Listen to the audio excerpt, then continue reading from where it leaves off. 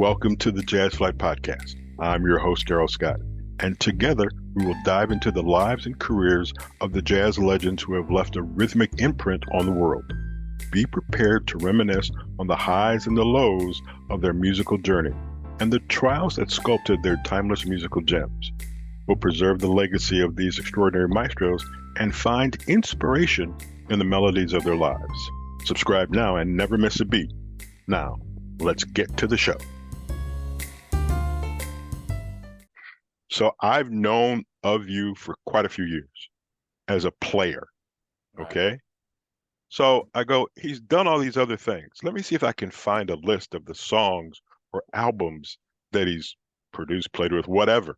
And I find this page and I'm like, what? This? Earth, Wind, and Fire, Touch the World, Boney James Trust. And I just wrote a couple of them down. Busybody, Luther, Straight to the Heart by David Sanborn. When do you have time for yourself? Because this has been going on since, if I remember correctly, 1995, 94? Well, I mean, I've been very fortunate to work with some of my heroes, and it just keeps happening. I was working with Luther back in the mid 80s, and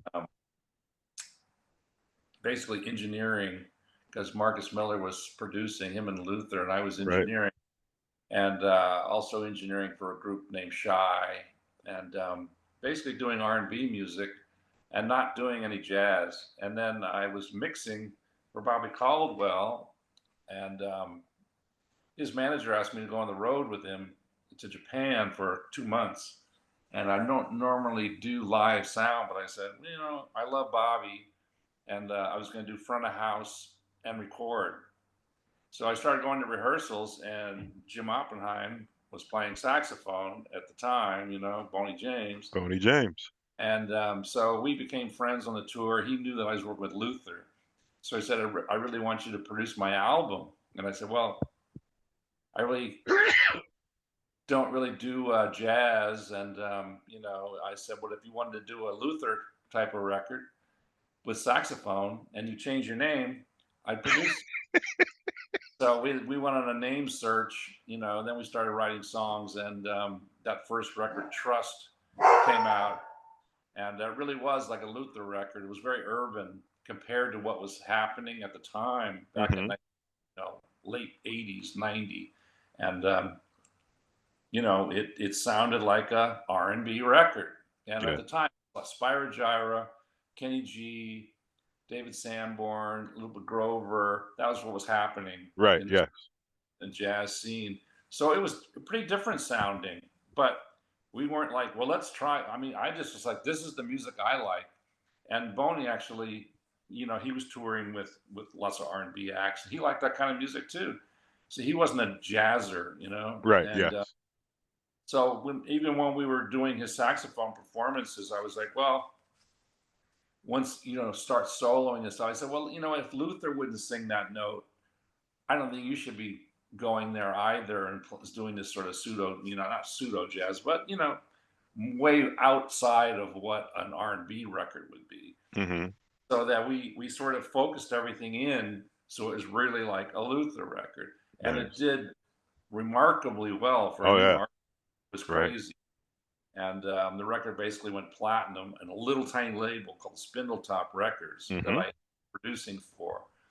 And Warner Brothers called me soon after he came out and started selling like crazy. Like, who's this kid? And Bob James was really an important part of getting him signed to Warner Brothers. Nice. So Warner Brothers signed him and basically bought the record from Spindletop, the Trust record, and then re-released it later. But I made 9 records with Boney on Warner Brother Records. Jeez. And so that whole thing started my career as a, smooth jazz, whatever you want to call it. I was thinking it as R&B instrumental. Right. But that sort of urban sound is sort of kicked off. And 30 years later, 35 years later, people are still asking me, I want to sound, that's the sound I want. And people are still trying to cop that sound now, all the new artists. but I don't think they do it as well as what we did back then. But we weren't trying to copy anybody. Right. You were being originators. Yeah, so that's kind of how I got into that, and because his records did so well, I was getting called, Britt Braun, Peter White, Kirk Whalum, on and on and on. And then I got signed as a independent producer to Warner Brothers. It's an exclusive production deal. It was very lucrative for me, and I could sign people. We signed Norman Brown and Jonathan Butler and Mark Antoine and Pat Metheny. God.